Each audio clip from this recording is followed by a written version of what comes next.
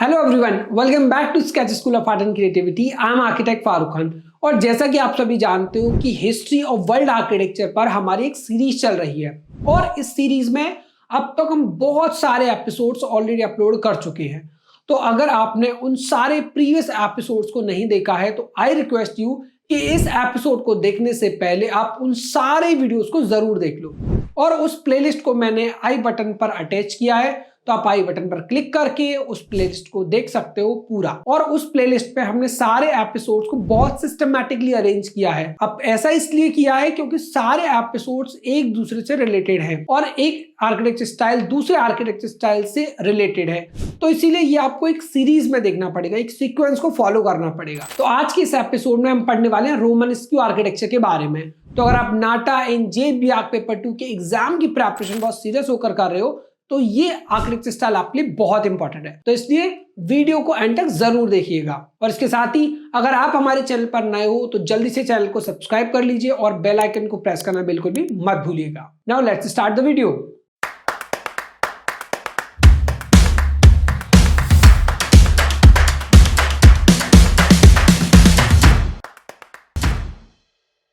तो आज के इस एपिसोड में हम पढ़ने वाले हैं रोमनस्क्यू आर्किटेक्चर के बारे में। और रोमनस्क्यू आर्किटेक्चर के बारे में पढ़ने से पहले हम सबसे पहले समझेंगे कि इस वर्ड का मतलब क्या है, यानी कि रोमनस्क्यू का मतलब क्या है। तो अगर हम रोमनस्क्यू का मतलब देखें तो देखिए, रोमनस्क्यू 2 वर्ड्स से मिलकर बना है। First is Roman and second is skew. Clear. अब रोमन आर्किटेक्चर के बारे में हम ऑलरेडी पढ़ चुके हैं। अब हम समझेंगे इस वर्ड का क्या मतलब है, स्क्यू का। तो देखिए, इस वर्ड का मतलब है लाइक, यानी कि जैसा। तो ये architecture style Roman architecture style के जैसा है, इसीलिए हम इसको बोलते हैं रोमनस्क्यू। अब ऐसा क्यों है? तो ऐसा इसलिए है क्योंकि रोमन आर्किटेक्चर के बहुत सारे फीचर्स, बहुत सारे एलिमेंट्स और रोमनस्क्यू आर्किटेक्चर के जो एलिमेंट्स हैं वो दोनों एक जैसे ही लगते हैं क्योंकि ये इंस्पायर्ड ही रोमन से है। तो इसीलिए हम रोमनस्क्यू आर्किटेक्चर को रोमन से इंस्पायर्ड आर्किटेक्चर बोलते हैं, inspired from Roman architecture. Clear. तो आपको याद रखना है that Romanesque architecture is inspired from Roman architecture. Clear. अब सबसे पहले मैं स्क्रीन को एक बार क्लीन कर लेता हूं। तो देखिए, अब मेरे राइट साइड में आपको एक बिल्डिंग दिख रही होगी। क्लियर। तो इस बिल्डिंग को शायद आपने देखा हो या ना देखा हो, ऐसा पॉसिबल है, बट ये वाली बिल्डिंग आप सबने जरूर देखी होगी। क्लियर। तो अगर आपने 8th में 9th में अगर इसको पढ़ा होगा तो इसको हम लोग कहते हैं लीनिंग टावर ऑफ पीसा, यानी कि पीसा की झुकी हुई मीनार। क्लियर। पूरा वर्ल्ड फेमस है क्योंकि ये बेसिकली झुकी हुई है, ये स्ट्रेट नहीं है, 90 डिग्री पर नहीं है। So this is leaning tower of Pisa और इसे हम कहते हैं पीसा कैथेड्रल। अब यहां पर पीसा कैथेड्रल है और यहां पर लीनिंग टावर ऑफ पीसा है जो कि एक बेल टावर है, और यहां पर इसके अराउंड में भी काफी सारे और भी स्ट्रक्चर्स हैं। तो बेसिकली ये एक कॉम्प्लेक्स है। तो पीसा लीनिंग टावर और पीसा कैथेड्रल कॉम्प्लेक्स एक बहुत ही क्लासिक एग्जांपल है रोमनस्क्यू आर्किटेक्चर का। क्लियर। तो चलिए अब स्टार्ट करते हैं रोमनस्क्यू आर्किटेक्चर को डिटेल में पढ़ना। तो रोमनस्क्यू आर्किटेक्चर को मैंने कुछ पॉइंट्स में डिफाइन करने की कोशिश की है और वही सबसे आपके लिए इंपॉर्टेंट भी। अगर आप इसको पॉइंट्स में समझोगे तो कम टाइम में आप इसके बारे में ज्यादा समझ सकते हो। तो पहली बात, it is inspired by Roman architecture. तो रोमन आर्किटेक्चर में आपको क्या देखने को मिलता था? स्टोन की वॉल्स जो कि काफी थिक होती थी, तो इसमें भी आपको थिक वॉल्स देखने को मिलेंगी।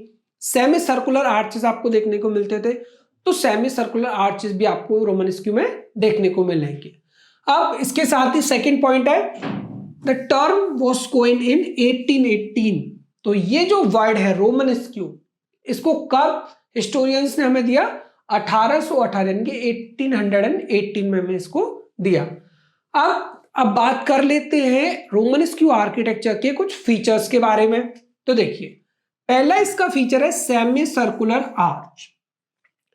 तो इस इमेज में अगर आप ध्यान से देखो तो semi circular arch, semi circular arch. आपको हर जगह बहुत सारे सेमी सर्कुलर आर्च देखने को मिलते हैं। तो ये वो जो मुझे वॉल्ट पर दिख रहे हैं। अब मैं अगर वॉल्स पर देखूं तो मुझे सेमी सर्कुलर आर्च और दिखते हैं। क्लियर? तो ये भी आपके सेमी सर्कुलर आर्च। तो रोमन स्क्यू आर्किटेक्चर का पहला feature semi circular arches. Second है आपका थिक वॉल्स। थिक वॉल्स क्या है कि इसकी जो वॉल्स होती हैं वो काफी मोटी होती है। क्लियर? तो रोमन स्क्यू आर्किटेक्चर की जो वॉल्स होती हैं वो काफी थिक होती हैं, काफी मोटी होती है।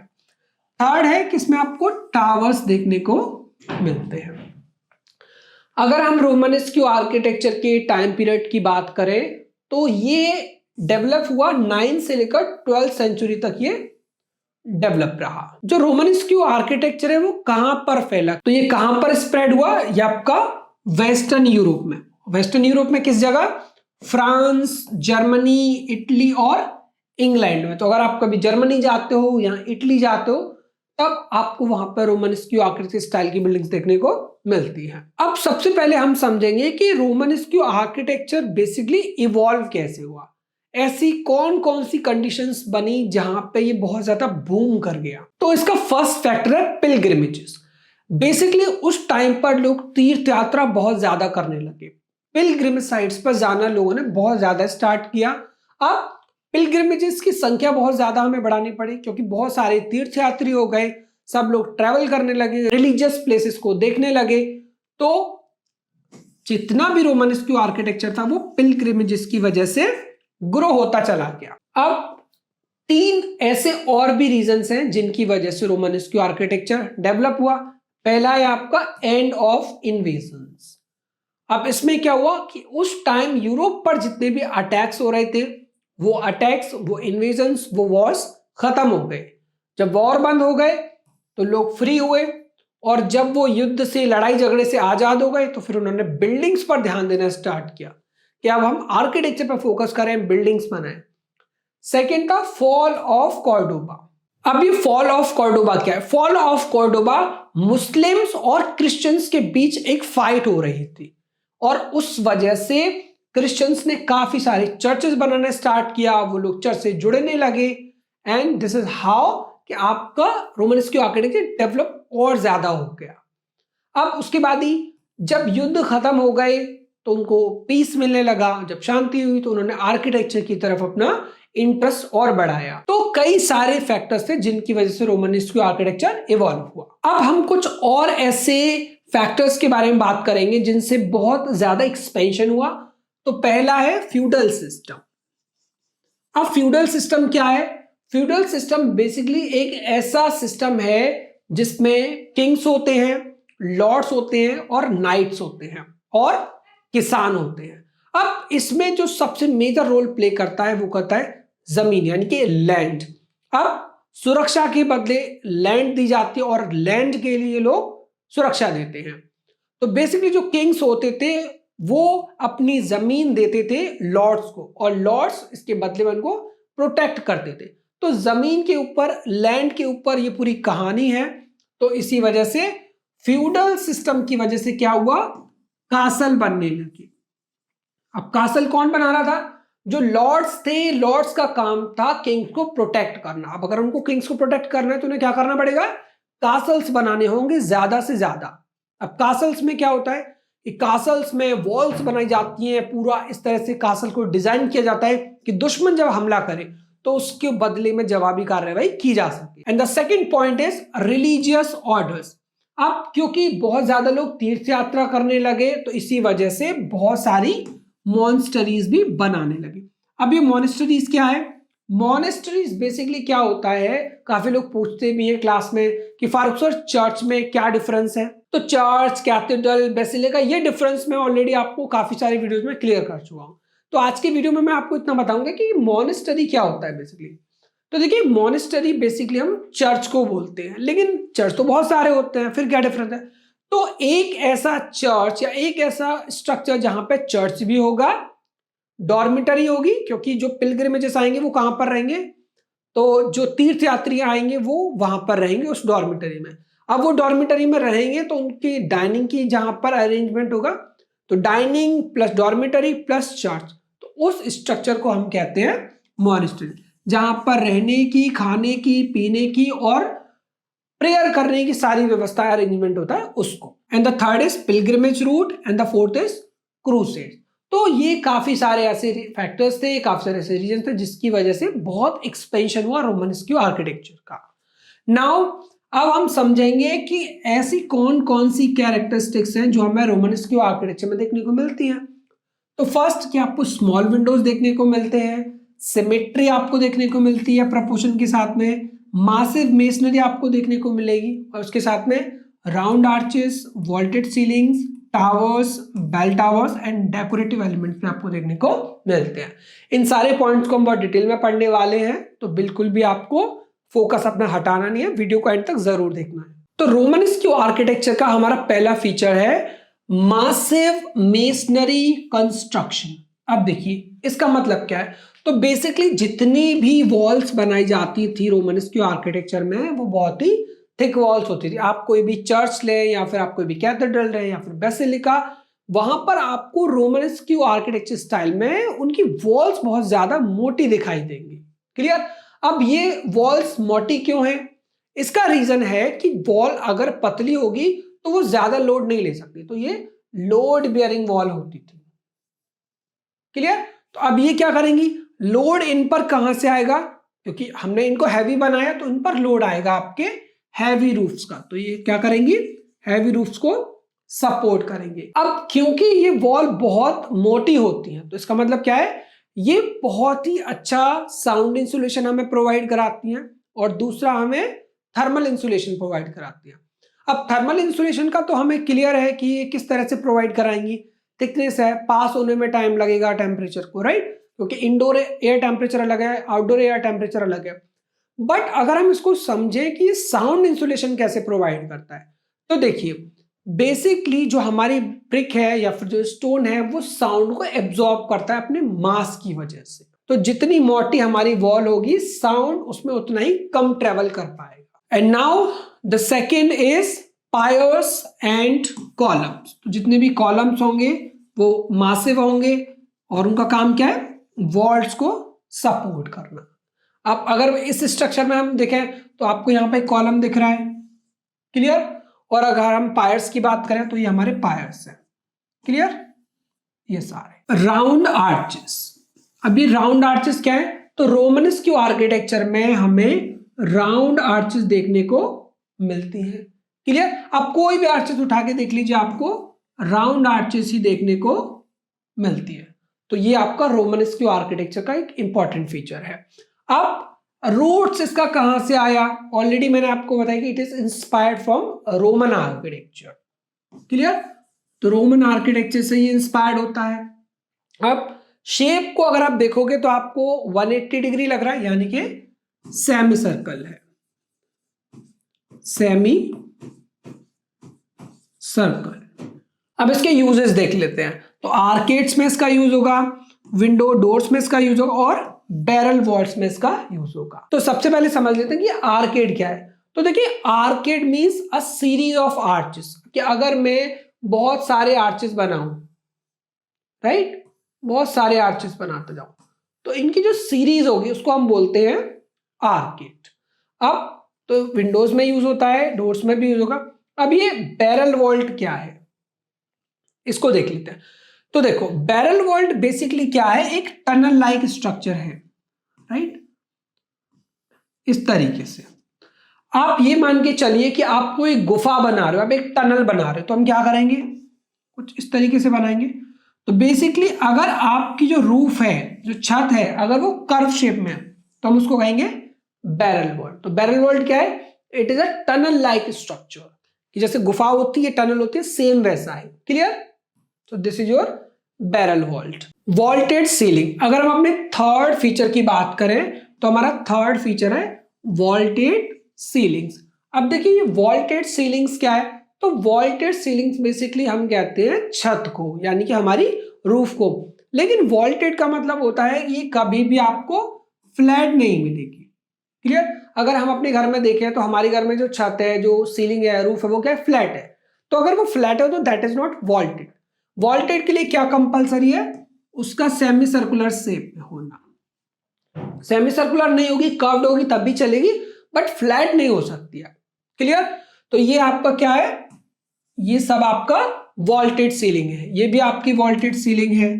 ओके, ये भी आपकी वॉल्टेड सीलिंग है, ये भी आपकी वॉल्टेड सीलिंग। अब इन वॉल्टेड सीलिंग्स के कितने टाइप्स होते हैं, तो इनके दो टाइप्स होते हैं। फर्स्ट है आपका बैरल वॉल्ट, सेकंड है आपका ग्रोइन वॉल्ट। अब ये बैरल वॉल्ट क्या है, तो देखिए बैरल वॉल्ट अगर हम इन सारे स्ट्रक्चर्स में देखें तो ये वाला जो हमारा वॉल्ट है ये बैरल वॉल्ट है। Clear.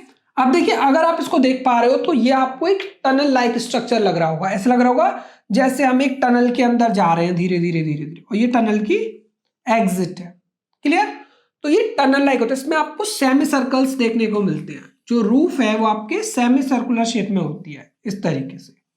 It is a tunnel like structure. तो ग्रोइन वॉल्ट एक ऐसी वॉल्ट होती है जिसमें हमारे पास दो बैरल वॉल्ट होती है।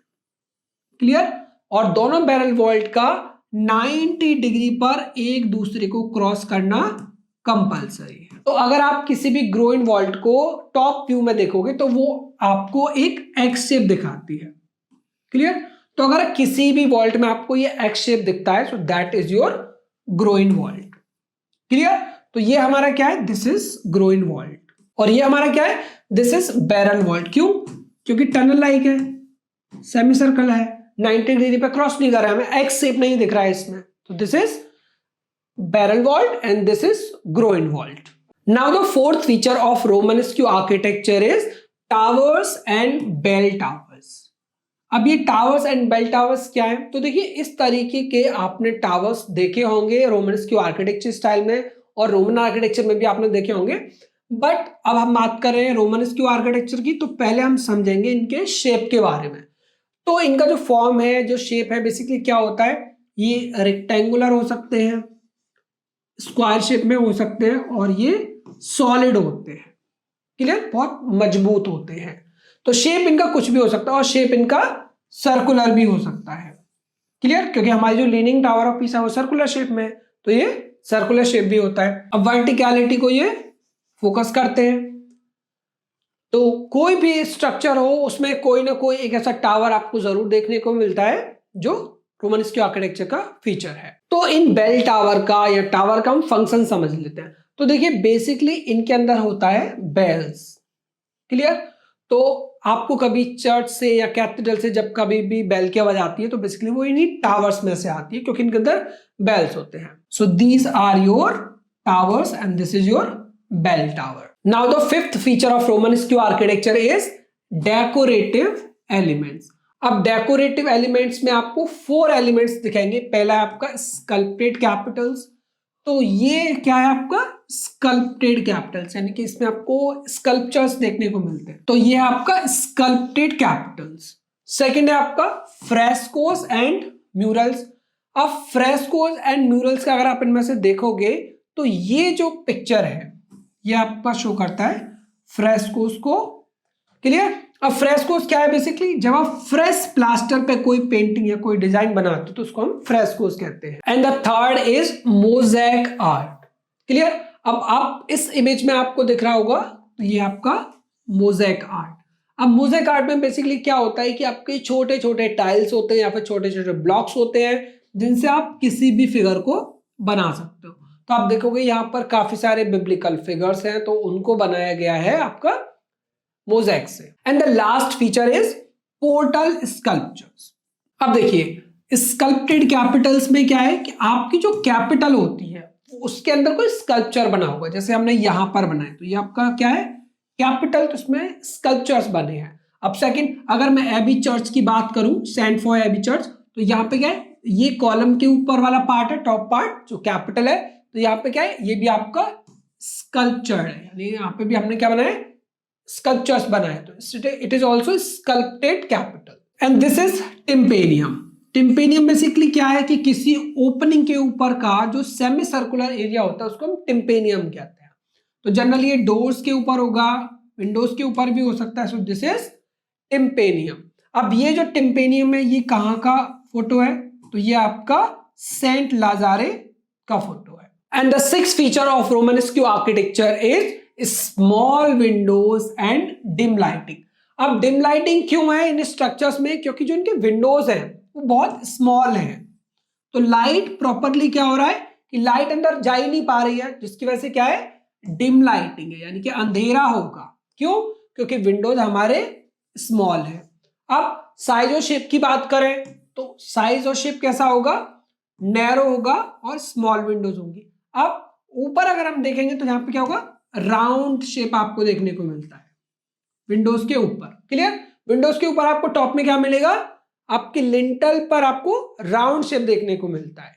और लाइट की बात करें तो डिम लाइटिंग होगी, यानी कि इंटीरियर्स में क्या होगा, अंधेरा होगा बेसिकली। अब क्योंकि विंडो ही छोटी है तो फिर वेंटिलेशन भी कम होगा, तो इसीलिए यहां पर लिखा हुआ है कि limited air flow. Air flow है वो भी आपका लिमिटेड होगा। And seventh feature of Romanesque architecture is symmetry and proportion.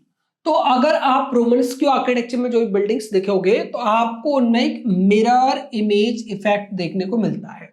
यानी कि अगर इस पूरे इमेज को मैं सेंटर से कट कर दूं तो आप देखोगे कि मेरा लेफ्ट साइड राइट साइड के बराबर है। क्लियर? तो हम कह सकते हैं कि left hand side equals to right hand side. तो इसको हम क्या बोलते हैं, इस फॉर्मूला को हम लोग बोलते हैं सिमेट्री। और कौन सा? Bilateral symmetry. क्लियर? तो बेसिकली हमने क्या किया, डिजाइन को मिरर कर दिया है। क्लियर? तो अगर आप फ्रंट में भी देखोगे, फसाड में भी देखोगे तो क्या होता है, सेम एक टावर आपका लेफ्ट में होगा और उसी पैटर्न का टावर आपका राइट में होगा। सो that is your bilateral symmetry, कि दोनों साइड्स पे आपको स्ट्रक्चर सेम देखने को मिलता है। नाउ प्लान की अगर हम बात करें तो प्लान में क्या होगा कि जितने भी चर्चेज होंगे, कैथेड्रल्स होगा, बेसिलिका होगा, उनके जो प्लान्स होते हैं वो आपके क्रूसीफॉर्म प्लान होते हैं। तो ये क्रूसीफॉर्म शेप क्या है? तो क्रूसीफॉर्म शेप हम कहते हैं उस शेप को जिस शेप पर जीसस क्राइस्ट को क्रूसिफाइड किया गया था। क्लियर? तो इस सिंबल का बहुत बड़ा रोल है, इसी वजह से जितने भी चर्चेज होते हैं, कैथेड्रल्स, बेसिलिका, उनके जो प्लान होते हैं वो क्रॉस प्लान होते हैं, यानी कि क्रूसीफॉर्म शेप प्लान। अब हम बात करेंगे बिल्डिंग मटेरियल्स के बारे में। क्लियर? तो चलिए देख लेते हैं बिल्डिंग मटेरियल्स हम कौन कौन से यूज करते हैं। तो ये आपका एक एग्जांपल है basilica of saint Sernin. Clear? Exam में ये पिक्चर आ सकती है तो अच्छे से इसको स्केच करिए, अच्छे से याद कर लीजिए। This is basilica of saint Sernin. Clear? So this is basilica of saint Sernin. अगर मैं बाहर से देखूं तो इसमें मुझे ब्रिक देखने को मिलता है। देखिए ये जो वर्क है ये क्या है, ब्रिक का, बट यहां पे अगर आप देखते हो तो ये क्या है, आपका स्टोन है। तो इसलिए हम कह सकते हैं कि हमें इसमें स्टोन का वर्क भी देखने को मिलता है और हमें ब्रिक का यूज भी देखने को मिलता है। अब स्टोन कौन कौन सा, लाइम स्टोन का यूज हो रहा है, सैंडस्टोन का यूज हो रहा है, ग्रेनाइट का यूज हो रहा है। क्लियर? अब जब स्टोन की बात आती है तो सब बच्चों के माइंड में एक ही क्वेश्चन होता है, सारे स्टूडेंट मुझसे यही पूछते हैं कि सर कौन सा स्टोन ज्यादा स्ट्रॉन्ग है, लाइम स्टोन या सैंडस्टोन या फिर ग्रेनाइट। तो देखो इस सवाल का जवाब है कि चाहे वो सेडिमेंटरी रॉक हो, चाहे फिर वो इग्नियस रॉक हो, चाहे फिर वो मेटामॉर्फिक रॉक हो, हर स्टोन की एक अपनी खुद की अलग कंप्रेसिव स्ट्रेंथ होती है। अब ये कंप्रेसिव स्ट्रेंथ क्या है? तो compressive strength the ability to resist the force और लोड विदाउट ब्रेकिंग। कि कोई जो स्टोन है बिना टूटे बिना ब्रेक हुए कितना लोड ले सकता है, उसको हम कहते हैं आपका कंप्रेसिव स्ट्रेंथ।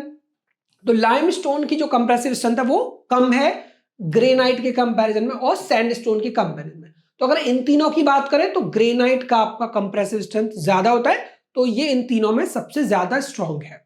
क्लियर? अगर ग्रेनाइट से भी और है तो क्वार्ट्जाइट है, क्वार्ट्जाइट ग्रेनाइट से भी होता है जबकि वो एक मेटामॉर्फिक रॉक है। तो चलिए वो सब हम बिल्डिंग कंस्ट्रक्शन एंड मटेरियल की सीरीज में कवर करेंगे, बट फिलहाल हम पॉइंट पर वापस आते हैं। क्लियर? तो इसमें ग्रेनाइट, लाइमस्टोन, सैंडस्टोन, ये सारे स्टोन्स यूज किए गए थे। अब हम बात करेंगे ब्रिक्स की, क्योंकि स्टोन तो हमारा बहुत स्ट्रॉन्ग मटेरियल है, लेकिन जो हमारा ब्रिक है वो क्या है। तो जहां जहां हमें कमी हुई स्टोन की, क्योंकि ऐसा तो नहीं है कि 100% बहुत सारा हमारे पास अवेलेबल हो स्टोन, नेचर से बनता है, हम तो उसको बना नहीं सकते।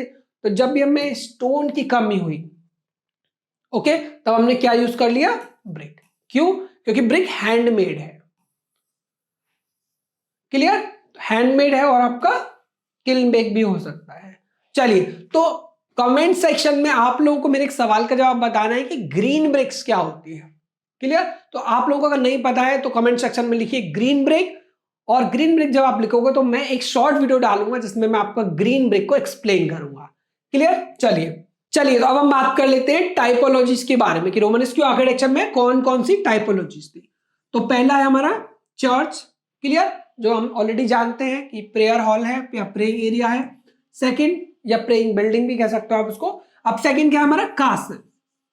अब कासल हमारा क्या है ये हम समझेंगे।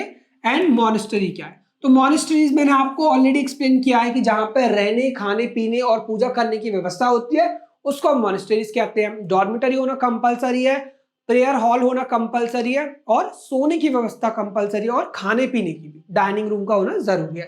That is your मॉनेस्टरी।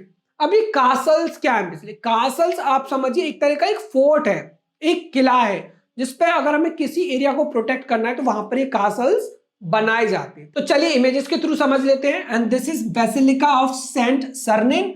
Second is Cluny abbey जो कि फ्रांस में लोकेटेड है, this is Cluny abbey. And the last one is White Tower जिसको टावर ऑफ लंदन के नाम से भी जाना जाता है। तो सबसे पहले बात कर लेते हैं फर्स्ट टाइपोलॉजी की, यानी कि चर्च के बारे में। तो अगर हम चर्च के बारे में बात करें तो ये मेन वर्शिप एरिया होता है, यहां पर हम सब लोग वर्शिप करने जा सकते हैं। ये कम्युनिटी स्पेस है, बहुत सारे लोग आएंगे, कांग्रीगेशनल प्रेयर्स के लिए इसको यूज किया जाता है। इसके साथ ही यस, इसमें भी बहुत सारी एडमिनिस्ट्रेटिव रोल्स होते हैं और सोशल रोल्स होते हैं। अब बात करते हैं इसके कुछ फीचर्स के बारे में। तो मासिव स्ट्रक्चर होगा, यानी कि थिक वॉल्स आपको दिखेंगी, हैवी पायर्स आपको देखने को मिलते हैं, और राउंडेड आर्चेस आपको जरूर देखने को मिलती है। उसके साथ में बैरल वॉल्ट, ग्रोइन वॉल्ट भी आपको देखने को मिलता है। क्लियर?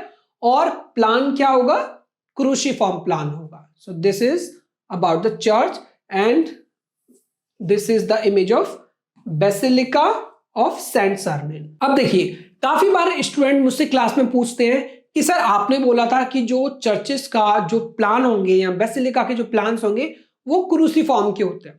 तो हाँ, क्रूसीफॉर्म के होते हैं, बिल्कुल होते हैं, लेकिन वो भी दो टाइप के होते हैं। ठीक है? तो पहले हम समझ लेते हैं कि हमारा लैटिन क्रॉस प्लान क्या है। ठीक है? उसके बाद हम ग्रीक क्रॉस प्लान के बारे में पढ़ेंगे, बट पहले हम लैटिन क्रॉस प्लान को समझ लेते हैं। ये समझ में आ गया तो वो भी आपको समझ में आ ही जाएगा। तो सबसे पहले ये समझ लेते हैं कि ये जो लैटिन क्रॉस प्लान होता है ये क्रिश्चियन क्रूसिफिक्स को दिखाता है, उसको रिप्रेजेंट करता है। हम सबको पता है कि जीसस क्राइस्ट को क्रूसिफाइड किया गया था इस शेप में, इसी वजह से इसकी इंपॉर्टेंस है। तो चलिए अब हम लैटिन क्रॉस प्लान के कुछ फीचर्स को देख लेते हैं। सबसे पहला फीचर है लॉन्ग नेव फॉर कॉन्ग्रीगेशन। अभी नेव क्या है, क्लियर? तो नेव को हम समझेंगे तो हमें नेव पर क्या दिख रहा है, येलो कलर का बॉक्स। इंडेक्स को हमें देखना पड़ेगा। क्लियर? इसको आप इंडेक्स भी बोल सकते हो और इसको लेजेंड भी बोल सकते हो। तो येलो कलर वाला क्या है आपका, नेव। अब येलो में मेरा क्या है, ये है नेव, तो यहां पर मैं नेव लिख सकता हूं। क्लियर? तो ये जो मेरा रेक्टेंगल है येलो कलर का, दिस इज नेव। क्लियर? अब ये देखिए, अब ये जो मेरा नेव है इसका क्या फंक्शन है, इसका फंक्शन है कि जो भी लोग यहां पर आएंगे, चर्च के अंदर जितने भी लोग आएंगे जो पूजा करने के लिए आएंगे, उनके लिए यहां पर बैठने की व्यवस्था होगी, अरेंजमेंट होगा, यानी यहां पे सिटिंग एरिया है। क्या होगा यहां पर आपका होगा सिटिंग एरिया। क्लियर? सेकंड है आपका ट्रांसेप्ट। अब ये ट्रांसेप्ट क्या है, तो यहां पर हम देखते हैं दोबारा से। तो देखिए, ट्रांसेप्ट है आपका ये वाला, ठीक है, जो लाइट ग्रीन है, इसमें दो ग्रीन है, ये डार्क है, ये लाइट ग्रीन है। तो लाइट ग्रीन में आप देखोगे कि ये जो विंग्स वाला पार्ट है, ठीक है, जो विंग्स होते हैं इनको हम विंग्स भी बोलते हैं। तो ये जो विंग्स वाला पार्ट है इसको हम कहते हैं ट्रांसेप्ट। क्लियर? तो ये मेरा ट्रांसेप्ट ए और ये हो गया मेरा ट्रांसेप्ट बी। क्लियर है आप लोगों को? अब थर्ड वी हैव क्रॉसिंग। अब ये क्रॉसिंग क्या है, तो क्रॉसिंग बेसिकली आपका डार्क ग्रीन वाला एरिया है। डार्क ग्रीन कौन सा है, ये वाला। इसको हम कहते हैं क्रॉसिंग। अब इसको मैं क्रॉसिंग क्यों बोलता हूं, तो एक ऐसा एरिया जो इंटरसेक्शन पॉइंट पर है, जो नेव और ट्रांसेप्ट को इंटरसेक्ट करता है, तो ये एरिया है। क्लियर? तो इसको हम कहते हैं क्रॉसिंग। आई होप कि सबको समझ में आ रहा होगा। नाउ कॉयर और चैंसेल विद अल्टर। क्लियर? तो अल्टर हमारा किस पार्ट में होगा, यहां पे होगा। क्लियर? अल्टर क्या है, वैसे भी अल्टर हमारी एक टेबल होती है जिसके ऊपर हम कैंडल्स रखते हैं या कोई रिचुअल होता है तो उसको परफॉर्म किया जाता है। नार्थेक्स, अब नार्थेक्स क्या है आपका, बेसिकली जो एंट्रेंस पोर्च है, तो इसको हम कहते हैं नार्थेक्स। अब आयल्स क्या है, तो नेव की लेफ्ट साइड में और नेव की राइट साइड में ये जो लाइट ब्लू कलर में आपको गैलरीज दिख रही है, इनको हम कहते हैं आयल्स। क्लियर? और क्योंकि ये जो नेव है ये भी एक आयल ही है, बट इसको हम सेंट्रल आयल बोलेंगे, तो हमने इसका एक डिफरेंट नाम दिया है कि नेव है। बट अब ये हमारे आयल्स है तो हम इनको बोलते हैं साइड आयल्स। क्यों? क्योंकि ये साइड में। अब इनका काम क्या है, तो बेसिकली अगर किसी को भी इस सिटिंग एरिया में जाना है तो वो कैसे जाएगा, बीच में से होके तो नहीं जाएगा, राइट? तो उनके लिए होता है ये वाला एरिया। यहां से आप जाओ, यहां से आप एंटर करो, यहां से अगर आपको निकलना है तो यहां से आप बाहर निकल सकते हो ऐसे। नाउ टावर्स ऑलरेडी आपको पता है, एक्सप्लेन नहीं करेंगे। पोर्च ऑलरेडी सबको पता है, क्रॉसिंग मैंने कर दिया। अब एप्स। क्लियर? तो एप्स क्या होता है, एप्स होता है आपका सेमी सर्कुलर पार्ट। तो ये जो आपका सेमी सर्कुलर पार्ट है इसको हम कहते हैं एप्स। क्लियर? अब बाकी का जो आपका एम्बुलेटरी है ये तो सबको पता है, क्योंकि जो हमने एक सीरीज बनाई है हिस्ट्री ऑफ इंडियन आर्किटेक्चर पर, उसमें मैंने एक्सप्लेन किया था एम्बुलेटर क्या है, प्रदक्षिणापथ। तो ये आपने कहां देखा था, बुद्धिस्ट आर्किटेक्चर में आपने देखा था कि प्रदक्षिणापथ को हम कहते हैं एम्बुलेटरी। क्लियर? मतलब अगर आपने देखा होगा कि जो डोम है सांची स्तूपा में, उसके अराउंड क्या है, एक सर्कुलर शेप में एक पथ है जिसके अराउंड हम क्या करते हैं, घूमते हैं, तो उसको हम कहते हैं प्रदक्षिणापथ यानी कि एम्बुलेटरी। क्लियर? तो वो आपको कमेंट करके बताना है कि आपने वो वीडियो देखा है या फिर नहीं देखा है। चलिए, अब एक तरफ जहां हमने देखा कि हमने लैटिन क्रॉस प्लान के बारे में सीखा, तो फिर सर ये आपने बोला था कि ग्रीक क्रॉस प्लान के बारे में बताएंगे। तो देखो ग्रीस क्रॉस प्लान क्या होता है, जिसमें आपका एक्स की डायमेंशन और वाई की डायमेंशन दोनों की डायमेंशन सेम होती है। इसका मतलब क्या है कि जब आपको एक्स डायमेंशन आपके वाई डायमेंशन के बराबर है तब हम उसको कहते हैं ग्रीक क्रॉस प्लान, जिसमें सिमेट्री होती है, 4 साइड्स आपकी बराबर होती है। क्लियर? ये जब इक्वल होती है, यानी कि अगर मैं इसको एक बॉक्स में बंद करूंगा तो आपका स्क्वायर बॉक्स बनेगा, वो आपका क्या है, ग्रीक क्रॉस प्लान। और लैटिन में क्या होता है कि एक्स एक्सिस या वाई एक्सिस में से कोई एक ज्यादा होगी ही होगी। चलिए अब हम बात कर लेते हैं सेंट्रल प्लान के बारे में। तो पॉलीगोनल शेप इसमें बहुत यूज किया जाता है। ऐसा नहीं है कि केवल लैटिन या ग्रीक क्रॉस प्लान ही, यहां पर आपको पॉलीगोनल शेप्स भी देखने को मिलते हैं। क्लियर? पॉलीगोनल शेप है, ये भी पॉलीगोनल है और ये भी है। अब लेकिन ये जो लेआउट होते थे वो सेंट्रलाइज लेआउट होते थे। तो अब सेंट्रलाइज का मतलब क्या है कि जो हमारा मेन पार्ट होगा बिल्डिंग का उसको सेंटर में बनाएंगे और उसके अराउंड अगर हम कुछ डिजाइन कर रहे हैं वो उसके चारों तरफ करेंगे, उसके सराउंडिंग में। तो यहां पर भी हमने क्या किया, सेंट्रलाइज किया, सेंटर में रखा मेन पार्ट को, और यहां पर भी हमने क्या किया, सेंट्रलाइज बनाया, मेन पार्ट को हमने सेंटर में रख दिया। Clear? And third is basilica plan. ठीक है? तो जनरली जो हमारे आपको चर्च में फीचर्स दिखेंगे वही आपको बेसिलिका में दिखेंगे, तो फीचर्स में कोई डिफरेंस नहीं है। क्लियर? बस इनकी जो हायरार्की है उसमें थोड़ा सा डिफरेंस है, इनकी जो पास जो पावर्स है उनमें थोड़ा फर्क होता है। फॉर एग्जाम्पल आप चर्च किसी भी जगह बना सकते हो। अगर आज आप कहो कि फारूक सर आप अपने घर को चर्च बना दो, तो हाँ बिल्कुल पॉसिबल है, चर्च बन सकता है, मेरा घर में बना सकता हूं उसको, लेकिन हम उसको आज बेसिलिका नहीं बना सकते, या मैं उसको चाहूं कि उसको कैथेड्रल्स बना दूं, ऐसा पॉसिबल नहीं है। हिस्टोरिकल सिग्निफिकेंस होना जरूरी है, उस एरिया से, उस लोकेशन से उसको कुछ हिस्ट्री रिलेट करना चाहिए। क्लियर? तो प्लान्स की अगर हम बात करें तो रेक्टेंगुलर प्लान्स आपको देखने को मिलते थे और लॉन्जिट्यूडिनल लेआउट आपको देखने को मिलता है। तो देखिए यहां पर जो आपको शेप है क्या है, आपका लैटिन है। ठीक है? लैटिन क्रॉस शेप है आपको ऑलमोस्ट। क्लियर? चलिए अब इसके कुछ फीचर्स मैंने आपको ऑलरेडी बताए। ये वाला पार्ट क्या है, सेंट्रल में जो पार्ट होता है दैट इज नेव। क्लियर? ये क्या आपके साइड आयल्स, ये भी आपका साइड आयल है, क्लियर। और ये क्या है हमारा नार्थेक्स है, एंड यहां पर हमारा क्या है आर्म्स, तो विंग्स या फिर आर्म क्या है ट्रांसेप्ट, बॉटम में भी हमारा आपका क्या है ट्रांस, और यहां पर क्या है इंटरसेक्शन पॉइंट को क्या बोलते हैं क्रॉस, और ये हमारा क्या है एप्स, क्लियर। अब एम्बुलेटरी क्या है, मैंने आप लोगों को बताया था प्रदक्षिणापथ, तो ये जो एरिया ना इसको हम कहते हैं एम्बुलेटरी। ये जैसे सांची के स्तूपा में था सेम वही है, लेकिन ये सेमी सर्कल एरिया में होगा, सेमी सर्कुलर होगा, क्लियर। अब ये जो आपको छोटे छोटे स्पेसेस दिख रहे हैं सेमी सर्कुलर, ये भी प्रेयर के लिए, इनको हम बोलते हैं रेडिएटिंग चैपल्स। तो ये जो प्लान है, ये प्लान है आपका बेसिलिका ऑफ सेंट सर्निन का, जो कि फ्रांस में लोकेटेड है। तो मेन पार्ट्स हमारे क्या होते हैं, नार्थेक्स होगा जो कि हमारा एंट्रेंस होता है, ट्रांसेप्ट हमारा क्या है क्रॉस आर्म को हम बोलते हैं, क्रॉसिंग क्या है आपका इसके ऊपर डोम बनाते हैं, क्लियर। क्रॉसिंग क्या है आपका इंटरसेक्शन वाला पॉइंट है हमारा, और एम्बुलेटरी क्या है एप्स के अराउंड, यानी कि ये वाला पार्ट हमारा एम्बुलेटरी है।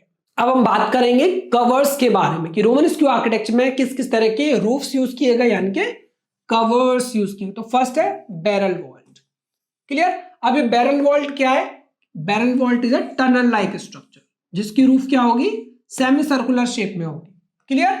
तो ये आपका क्या है, ये आपका बैरल वॉल्ट, और वॉल्ट क्या है आपका जब आपकी सर्कुलर शेप में रूफ हो या कर्व्ड रूफ हो, that is your barrel vault, tunnel के जैसा जो हो। अब ग्रोइन वॉल्ट हमारा क्या है, ग्रोइन वॉल्ट में आपको एक्स शेप देखने को मिलता है, जब मेरी दो बैरल वॉल्ट इंटरसेक्ट करती है 90 डिग्री पर, तो हम उसको कहते हैं ग्रोइन वॉल्ट। तो ये आपका क्या है ग्रोइन वॉल्ट, क्यों इंटरसेक्ट कर रहे हैं, तो आपको 90 डिग्री पे इंटरसेक्ट करते हुए दिखाएंगी बैरल वॉल्स, क्लियर। अब डोम, ठीक है, डोम्स भी आपको देखने को मिलते हैं। मॉनेस्टरीज, अब ये मॉनेस्टरीज क्या होता है, तो देखो मॉनेस्टरीज बेसिकली सेंटर्स होते हैं जहां पे आप अपने रिलीजन के बारे में सीखते हो, लर्निंग के सेंटर्स हैं, और ये सेल्फ सफिशिएंट लिविंग होते हैं। इसका मतलब क्या है कि यहां पर वो सारी फैसिलिटीज आपको मिलती हैं जो आज आपको एक यूनिवर्सिटी या कॉलेज में मिलती है। फॉर एग्जाम्पल अगर आपको प्रेयर करना है तो आप चर्च जा सकते हो, यहाँ पे चर्च होते थे, तो ये आपका क्या है मॉनेस्टरी है। अब चर्च मिलेगा आपको, क्लॉइस्टर्स आपको मिलते हैं, रहना है तो डॉर्मिटरी आपको मिल जाएगी, रिफैक्टरी आपको मिलेगी, चैप्टर हाउस आपको मिलेंगे, पढ़ना है तो लाइब्रेरी आपको मिल जाएगी, और इसके अलावा भी बहुत सारे और भी फैसिलिटीज यहाँ पे अवेलेबल होती है, जैसे कि आपका हॉस्पिटल। तो मॉनेस्ट्रीज क्या होता है बेसिकली जहां पर आपको सारी चीजें मिल जाती हैं एक ही जगह पर। तो रोमन स्क्यू आर्किटेक्चर में इनका बहुत बड़ा रोल था क्योंकि एक ही जगह पर सब कुछ मिल रहा है। तो अभी मैंने आपको कासल्स के बारे में बताया था, लेकिन अब हम कासल्स के फीचर्स को देखते हैं। तो ये क्या है, यहाँ पर एक कासल है, क्लियर। अब इस कासल के कुछ फीचर्स को देखते हैं। तो पहला फीचर हमारा क्या है कीप। तो इस कासल में आपको यहां पर एक स्क्वायर शेप का एक टावर देखने को मिल रहा है, राइट। मैं हाईलाइट कर देता हूं थोड़ा सा, क्लियर। तो ये मेरा जो टावर है इसको हम कहते हैं कीप। ये सबसे स्ट्रॉन्गेस्ट पॉइंट होता है एक कासल का, क्लियर। ये इसका मतलब क्या है कि यहां पर अगर दुश्मन का कब्जा हो गया तो समझ लीजिए पूरा कासल तबाह हो जाएगा, और अगर यहां पर ये लोग मजबूत हैं तो इसका मतलब क्या है कि कितने भी अटैकर्स आए सब खत्म हो जाएंगे, क्लियर। वो जीत नहीं पाएंगे इस कासल को। तो ये इनका स्ट्रॉन्ग होल्ड पॉइंट होता था, मेन स्ट्रॉन्ग होल्ड। सेकेंड, जो वॉल्स होती थी, क्लियर, ये थिक वॉल्स होते थे, मतलब बहुत मोटे वॉल्स होते थे। अब इनके साथ ही अब हमें देखना है कि दुश्मन आ कहां से रहा है, तो क्या करते थे हम टावर्स बनाते थे, क्लियर। टावर्स हम बनाते थे, क्यों, दुश्मन को दूर से ही हम देख सकें, तो इसलिए हमने डिफेंसिव टावर्स बनाए। अब अगर कभी आप लाल किला गए हैं, चाहे वो दिल्ली का लाल किला हो चाहे फिर वो आगरा फोर्ट हो, तो आपने एक मोट वर्ड पढ़ा होगा, राइट। चलिए तो अब हम समझते हैं कि मोट क्या है। तो कोई भी कासल हो या कोई भी फोर्ट हो, चाहे वो आगरा फोर्ट हो चाहे फिर वो दिल्ली का फोर्ट हो, हर फोर्ट और कासल के अराउंड में उसकी सेफ्टी के लिए हम उसके बाहर पानी भर देते हैं, और पानी भरकर हम उसके अंदर मगरमच्छ छोड़ देते हैं। तो पुराने टाइम में जो मोट्स बनाए जाते थे वो क्या है, वाटर बॉडी है, यानी कि अगर आपने जो किला बनाया, मान लीजिए कि ये मैंने एक किला बनाया, ठीक है, अब मान लीजिए कि ये फारूक सर का किला है। अब फारूक सर इस किले को सेव करना चाहते हैं, उसको प्रोटेक्ट करना चाहते हैं, तो क्या करेंगे, एक बॉडी बनाएंगे वाटर बॉडी इसके अराउंड में, और यहां पे क्या है, वाटर।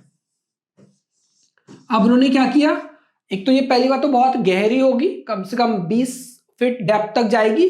सेकंड, वाइड भी काफी रखेंगे इसको। और अब क्योंकि मान लीजिए कोई तैरकर भी आ सकता है किले के अंदर, तो हम क्या करेंगे, इसके अंदर मगरमच्छ डाल देंगे। तो ये जो आपने प्रोटेक्शन के लिए बनाया है, अपने आप के अपने किले को प्रोटेक्ट करने के लिए, इसको हम कहते हैं, इस वाटर फिल्ड बॉडी को, जिसमें मगरमच्छ है, उसको हम कहते हैं मोट। क्लियर। तो ये काफी सारे फीचर्स आपको देखने को मिलते हैं। तो ये आपका मेन बिल्डिंग हो गया, क्लियर, ये आपका मेन बिल्डिंग, ये आपके टावर्स है, क्लियर। तो अगर हम इन शॉर्ट बात करें तो इनका रोल क्या था, इनका रोल था बेसिकली मिलिट्री को प्रोटेक्शन प्रोवाइड करना, क्योंकि जब मिलिट्री को खुद प्रोटेक्शन मिलेगा तभी तो वो हमें प्रोटेक्ट कर पाएगी, पूरे कासल को, पूरे हमारे किंगडम को। क्लियर। अब हम बात करेंगे रोमनस्क्यू आर्किटेक्चर के कुछ मोस्ट फेमस एग्जांपल्स के बारे में। तो हमारा पहला एग्जांपल है दी एबी चर्च ऑफ क्लूनी, जो कि 189 में स्टार्ट हुआ एंड 1131 में बनकर तैयार हुआ। अगर हम आज के टाइम के बारे में बात करें तो अब ये पूरी तरह से बर्बाद हो चुका है।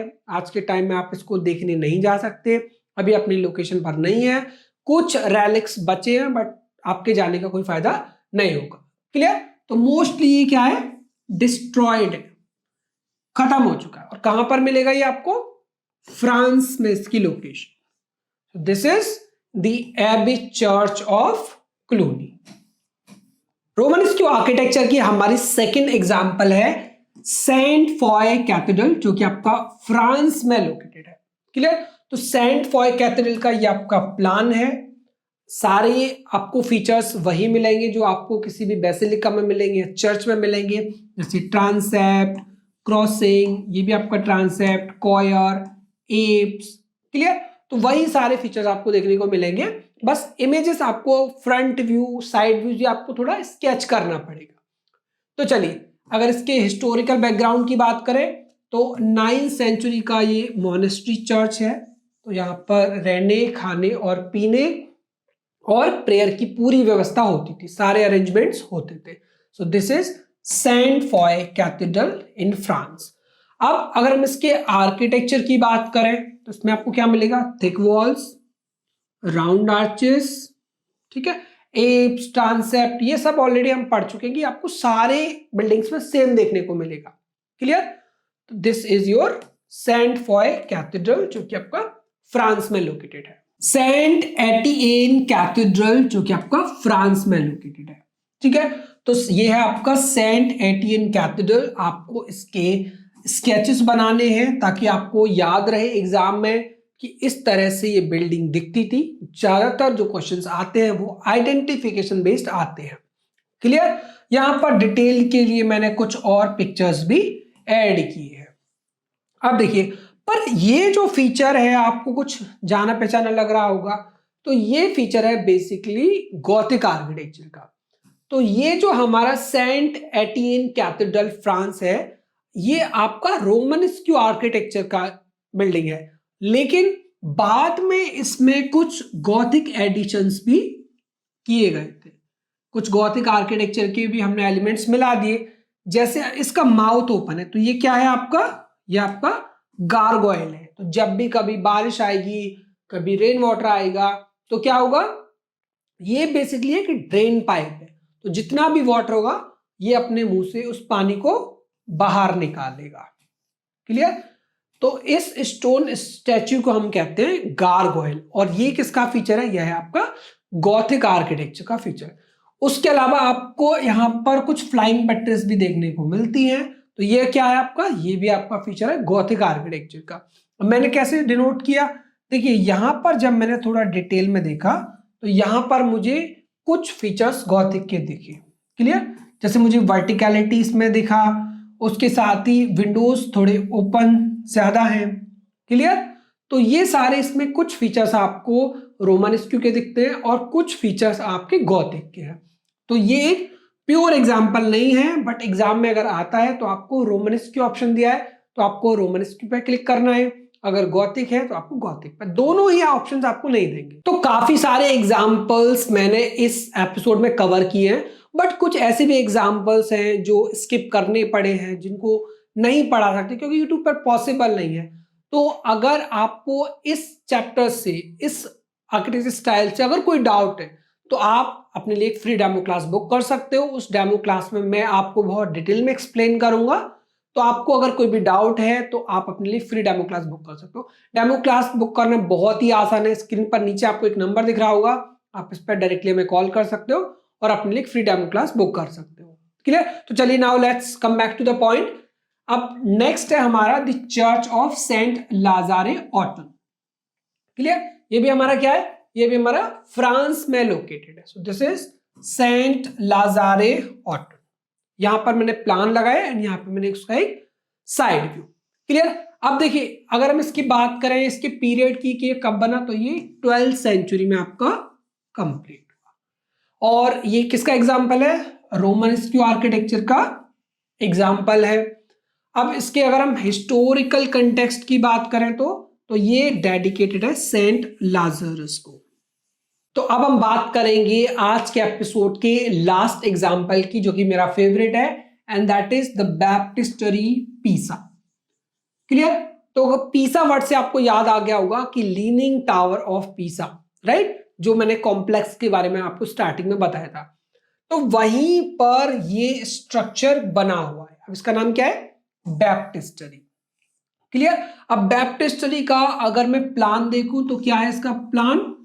एक सर्कुलर शेप में है। क्लियर? अब सर्कुलर शेप में इसका प्लान है और ये इसका क्या है? डिटेल ड्राइंग्स यहां पर मैंने दिखाए हुए हैं, एलिवेशन, और ये इसका 3D। क्लियर? अब देखिए, अब इसमें हमें समझना क्या एग्जाम के लिए क्या इंपॉर्टेंट है। पहला है इसका पिक्चर, पीसा बैप्टिस्टरी। ठीक है? अब इसके अलावा इसका पर्पस क्या है?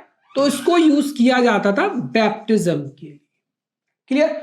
अब ये बैप्टिज्म क्या है? तो बैप्टिज्म बेसिकली एक सेरेमनी होती है। तो क्रिश्चियनिटी में जब कोई बेबी पैदा होता है या किसी और अडल्ट को भी, तो उनको पानी के अंदर बेसिकली क्या किया जाता है कि प्यूरिफिकेशन किया जाता है। पानी के अंदर उनको डुबाया जाता है। यहाँ एक बहुत छोटा बच्चा है तो उसके सर पे पानी डालकर उसे नहलाया जाता है। तो इस प्रोसेस को हम कहते हैं बैप्टिज्म।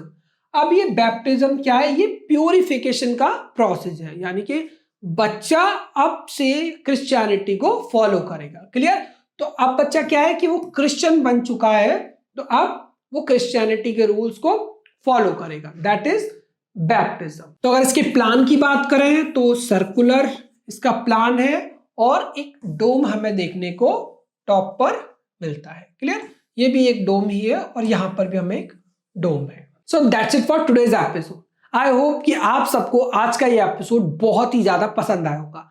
आज के इस एपिसोड में हमने रोमानिस्क्यू आर्किटेक्चर के बारे में बहुत कुछ नया सीखा। हमने सीखा कि रोमानिस्क्यू आर्किटेक्चर क्या था, रोमन से इंस्पायर्ड कैसे था, क्यों था, और कौन कौन से ऐसे फैक्टर्स थे जिनसे वो पूरे यूरोप में एक्सपैंड हुआ और बहुत ही फेमस आर्किटेक्चर स्टाइल बना। और इसके साथ ही हमने रोमानिस्क्यू आर्किटेक्चर के बहुत सारे फेमस एग्जांपल्स भी देखे। अगर आप नाटा एंड जे-बीआर्क पेपर 2 के एग्जाम की प्रिपरेशन कर रहे हो और आपको ऐसा लगता है कि इन वीडियोस को देखकर ही आप अपने एग्जाम में टॉप कर सकते हो और आप एक अच्छी रैंक ला सकते हो या एक अच्छा स्कोर ला सकते हो और आपको एक टॉप आर्किटेक्चर कॉलेज में एडमिशन मिल सकता है, तो let me tell you, let me open your eyes कि अगर आप ऐसा सोचते हो तो आपकी बहुत बड़ी गलती है। आप बिल्कुल गलत सोचते हो। इन वीडियोस को देखकर आप नाटा एंड जे-बीआर्क क्वालिफाई तो कर सकते हो, लेकिन आपका टॉप कॉलेज में जाने का सपना शायद टूट सकता है, क्योंकि अब नाटा एंड जे-बीआर्क के एंट्रेंस एग्जाम में कंपटीशन बहुत ही ज्यादा हो गया है। स्टूडेंट आपसे भी कई गुना ज्यादा मेहनत कर रहे हैं। तो अब सक्सेस के लिए मेहनत से ज्यादा आपको जरूरत पड़ेगी गाइडेंस की, स्ट्रक्चर्ड वे में तैयारी की, प्रेपरेशन की, पूरी प्लानिंग की, और उसमें आपकी हेल्प करता है SSAC यानी कि sketch school of art and creativity. तो अगर आप प्रॉपर गाइडेंस और स्ट्रक्चर्ड वे में तैयारी करना चाहते हो तो आप उसके लिए ज्वाइन कर सकते हो SSAC यानी कि sketch school of art and creativity. SSAC एक ऑनलाइन इंस्टीट्यूट है, यानी कि आप घर बैठे इंडिया के किसी भी कॉर्नर से नाटा एंड JBA की प्रिपरेशन कर सकते हो। और हमारी जो टाइमिंग्स हैं वो 8 PM से 12 PM के बीच है, यानी कि आप अपने एकेडमिक्स, अपने कॉलेज के साथ साथ अपनी प्रिपरेशन को कंटिन्यू कर सकते हो। अगर आप ये जानना चाहते हो कि हम अपनी क्लासेस में कैसे पढ़ाते हैं, क्या हमारी मेथोडोलॉजी होती है, तो उसके लिए आप अपने लिए फ्री डेमो क्लास बुक कर सकते हो। डेमो क्लास बुक करने का पहला तरीका है कि स्क्रीन पर बॉटम लाइन पर आपको एक नंबर दिख रहा होगा और डिस्प्ले किए गए नंबर पर आप हमें डायरेक्टली कॉल कर सकते हैं, हमसे बात कर सकते हैं और अपने लिए फ्री डेमो क्लास बुक कर सकते हो। डेमो क्लास बुक करने का दूसरा तरीका है कि आप हमारी वेबसाइट पर जा सकते हैं।